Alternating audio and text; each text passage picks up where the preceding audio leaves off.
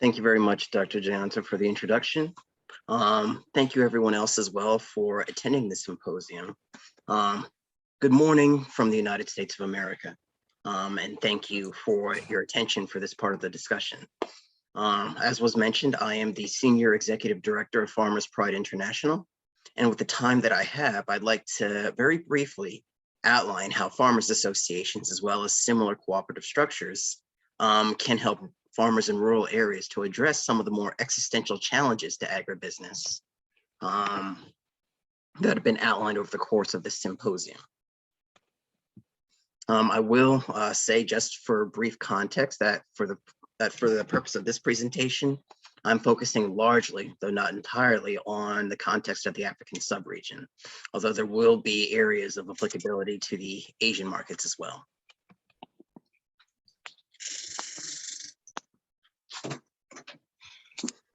So over the course of the presentation, there are four things that I really want to accomplish. First and foremost, I'd like to offer a delineation of some of the economic and market challenges that stop rural farmers from being commercially successful.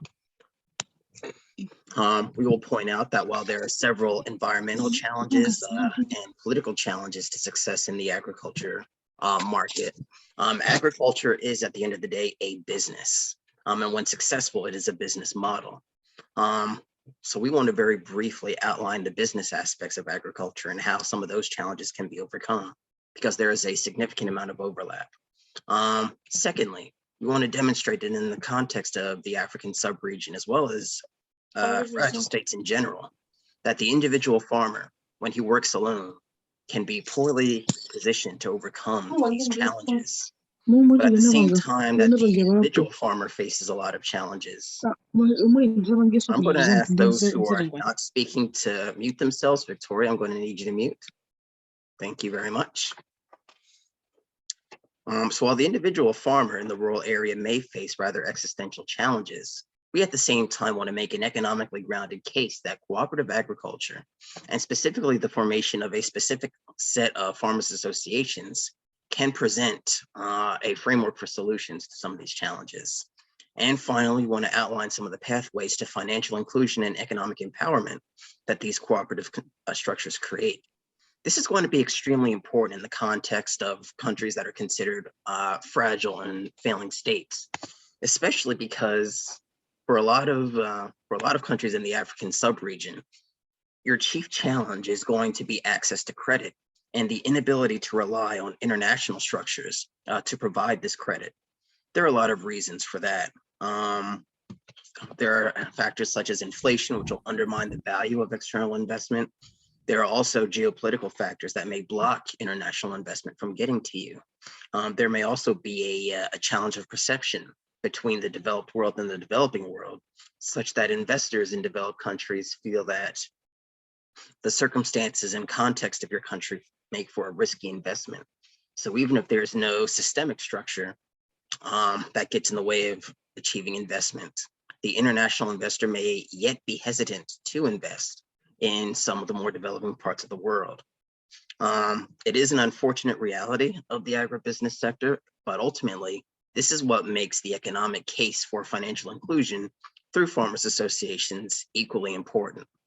We at Farmers Pride International pride ourselves on a methodology that we like to refer to as self-help microfinance, which will be explained in the course of this presentation.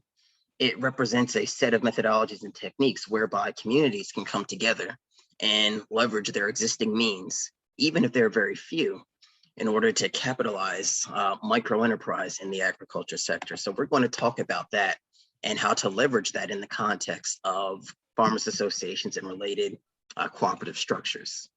But let me begin with a delineation of some of the challenges from the business side, mind you, that rural farmers in the African subregion are going to face. And these are mostly market and financial challenges, notwithstanding that there are some very serious environmental challenges as well. Just moving here. So what specific challenges am I referring to? So in the context of rural areas, these are the major challenges to agribusiness. First and foremost, overall productivity tends to be very low. This is in part because farmers are very poor. And it is a general rule in microeconomics that the cost per unit of production tends to rise with time. There are a number of reasons for that, but chief among them is basic inflation. Even if the inflation rate in your country is not very high, sorry about that. Even if the inflation rate in your country is not very high, it is going to rise over time.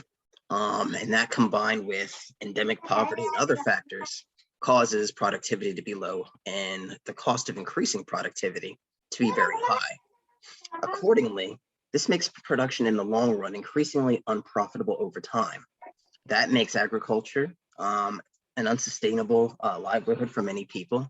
And that in turn sets off a cycle that can greatly contribute to food security and food insecurity in some of the world's poorest countries. For reasons we'll discuss, one of the more pervasive problems in the developing world is that for producers, for sellers in agricultural markets, selling prices tend to be very low, and this gets in the way of your business's profitability. Basic microeconomics tells us that in most markets and in most circumstances, your business has to command a selling price that is greater than its average variable cost in order to remain in profit. We call this the shutdown point. And if you can't command a price at this level, then all things being equal, the business is losing money, perhaps to the point that it can't stay in business. And this is a danger in the agriculture sector due to a lot of factors: market competition, import competition, as well as other factors we'll get into. Finally, the competitive dynamics of the market limit the amount of clients that each individual firm can expect to have. So not only are you limited in the number of customers you could have, but you are also limited in the amount of money you can make for each unit of sale. So taken together, these are very challenging situations. I will acknowledge earlier in the symposium, a comment was made that the agriculture situation in one participant's country was tear-inducing because some of the costs were very difficult to manage. And if agribusiness is going to be successful and sustainable, and ultimately achieve its goal of increasing employment and food security, these challenges have to be addressed.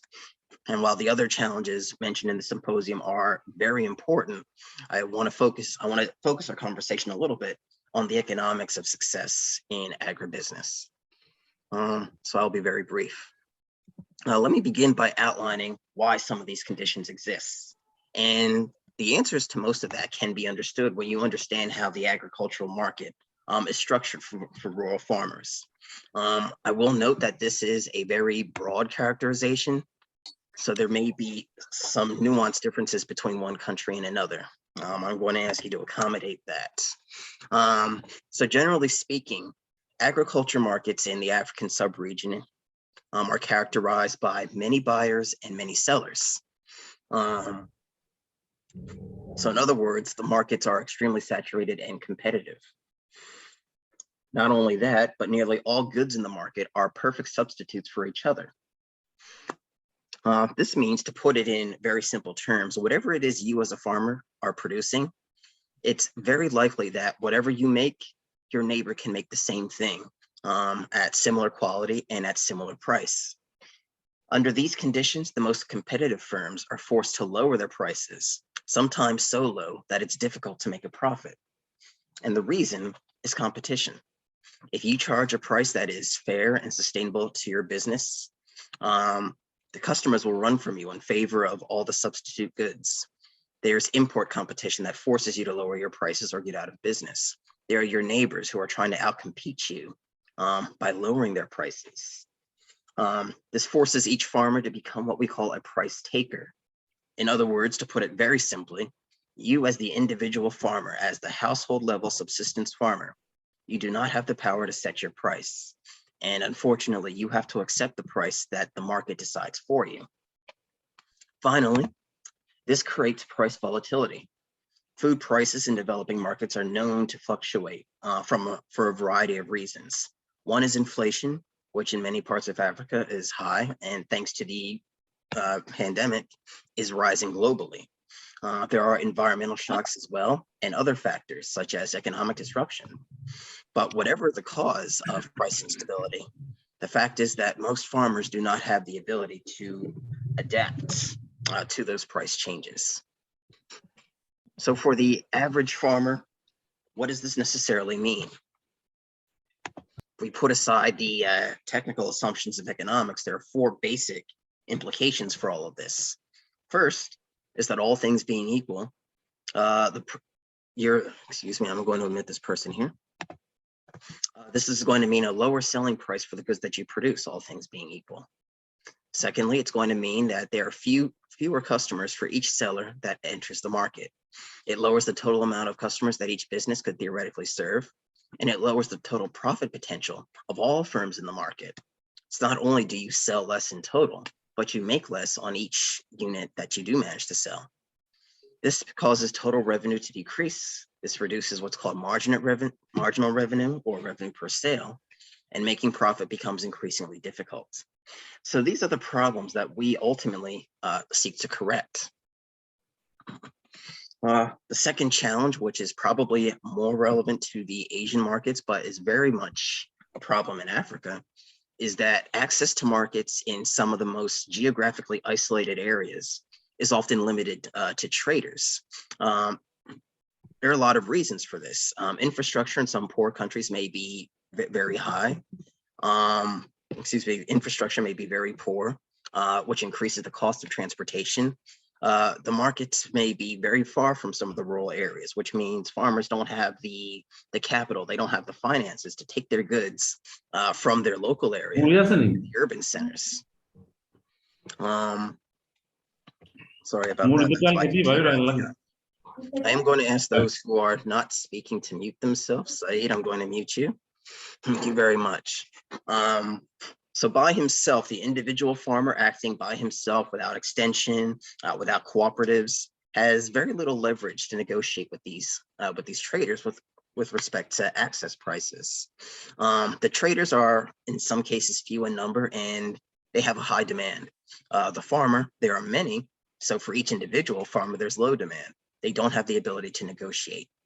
Traders, moreover, because there's so few of them in many places, they can coordinate and set a universal price level, in some cases that farmers are not able to afford. Almost no farmer by himself has the power to affect this dynamic in any way that's favorable. This is part of the case for cooperative structures. And I'd like to turn the rest of my attention to those structures, how some of them work, what benefits they have, and how, even if they don't necessarily solve the problem, they can be a step in the right direction for rural farmers in some of these areas.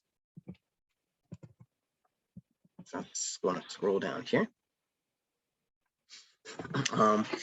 Let it be known that in the context of those countries, I'll just say briefly, market conditions do favor buyers and traders at the expense of farmers. So the logic of organizing, the logic of collective action, is that when the farmers are organized, you're taking money from each other and you're taking customers from each other. So let's talk about how to overcome this. As you can see, part 2 deals chiefly in solutions. So as preface, it's worth defining a little bit what I refer to when I talk about cooperative structures and farmers associations. I am going to point out that there are multiple types of farmers associations. There are several examples on your screen. I will point out as well, we as Farmers Pride actually take a clinical approach when it comes to designing cooperative structures. In other words, rather than just choosing a structure from the book, we actually design one that fits the context of your unique situation and your unique community.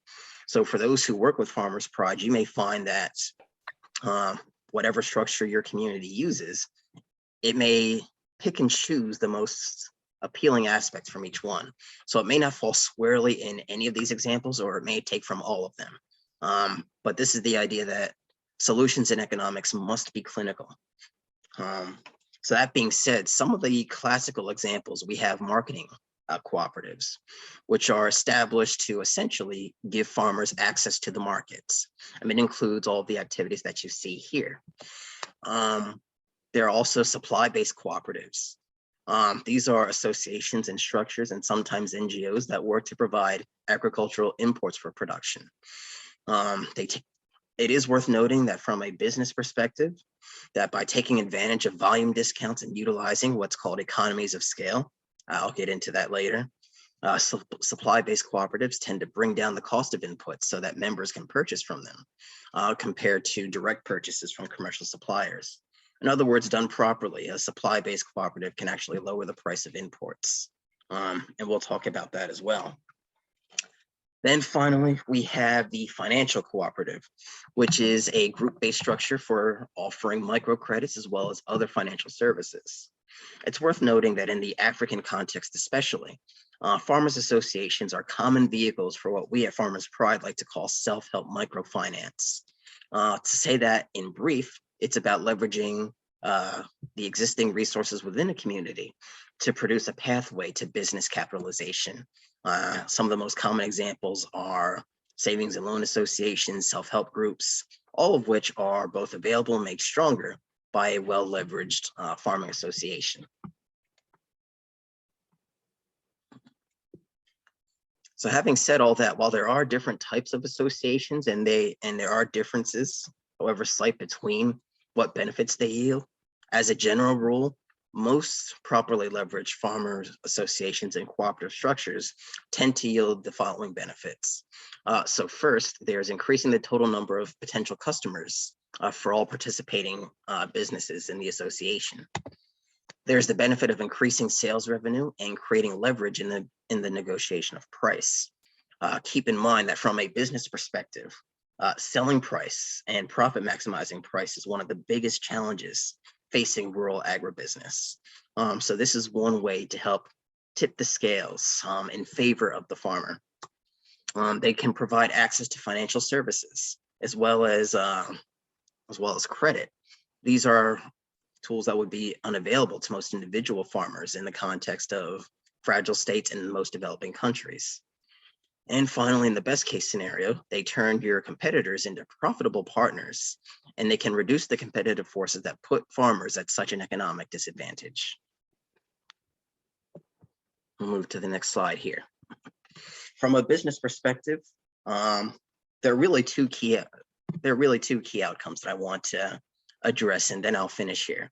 The first is what we like to call economies of scale, which can be achieved if a farmers association is properly leveraged and properly connected to the ideal market channels. Now, this is a term that's used a lot in microeconomics, but is not often understood in the layman's context. So I want to elucidate that a little bit. I want to provide clarification. Now, generally speaking, when in our field we say economies of scale, this is a situation where the unit cost of production decreases in relation to your short-run growth rate. In other words, as your business grows, the cost for each unit of production goes down. This is, to put it in even simpler terms, a cost reduction benefit that happens because you as the business owner have maximized the efficiency of your production as a farmer, at least in the economic sense of the term. And I limit that to the economic sense because the cost of production are spread among a larger number of goods and products. Simply put, this is achievable because your business or your cooperative can achieve two key conditions. One, lowering and managing costs, especially your fixed costs. And two, your client base is growing, which creates more demand, which creates more revenue, which creates more sale, etc. This also allows you to lower what we call variable costs by allowing you to buy from your suppliers in bulk. The way that works is essentially the more you buy, the cheaper it is to buy them. I will stress, however, that there are a couple limitations to this idea of economy of scale. First is the size of your cooperative structure. Group-based associations are very powerful tools for financial inclusion and for business expansion, but that power is only exists and commensurate with the size of your group. If there are too few members, if it's too small, it can't command enough influence, it can't command enough negotiating power. So all these benefits don't materialize. Secondly, the inventory of your suppliers. Even if the association is well-grounded, well-founded, and well-connected, the rate of its growth is limited by how much your suppliers actually have on hand to sell you. And third, and most importantly, the number of customers in your market. If you don't have enough customers, if the sellers in your association don't have enough people to sell to, then your growth potential is limited. That being said, on day one of our symposium, we had a presentation on value addition, and that comes to bear here specifically. The best way to achieve an economy of scale and the best way to help agribusinesses in these associations to grow is ultimately to cultivate value addition. It creates more customers, and it greatly expands your profit margins. So that's a topic that is very crucial when it comes to successful agribusiness. We have other speakers to speak about that, so I'm not going to say too much about it, except to stress that value addition is the key to clientele expansion and to maximizing profits from the business standpoint of agriculture. This is just an illustration here that the more units you produce, the lower your fixed costs get. We're going to move forward and finish with financial inclusion and empowerment. And this is where we can introduce, however briefly, the topic of self-help microfinance. I will say, as a professor of economics and specialist in financial inclusion, this is a large topic. Yeah, I'll be finishing momentarily. That this is a large topic that deserves its own presentation. So I'm not going to go into all the different kinds of self-help microfinance, all the different kinds of tools, but I do want to introduce it as a concept. As was noted, these slides are going to be shared. You'll have the ability to ask questions of Farmers Pride International when all of this is done. So I'll introduce this and then I will yield my time. What I will say, what you can see on the slide here is a basic example here. The power of the Farmers Association lies in its ability to mobilize the resources of its members. If they are existing businesses, they have profits, however marginal, that can be pulled over a period of time. If it has a revenue structure, such as daily savings, those resources can be pulled over time. And they can ultimately be leveraged to two key ends.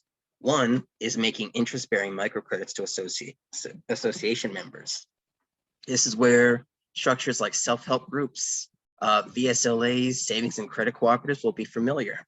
They can be fashioned from a well-run association or through what we like to call daily savings.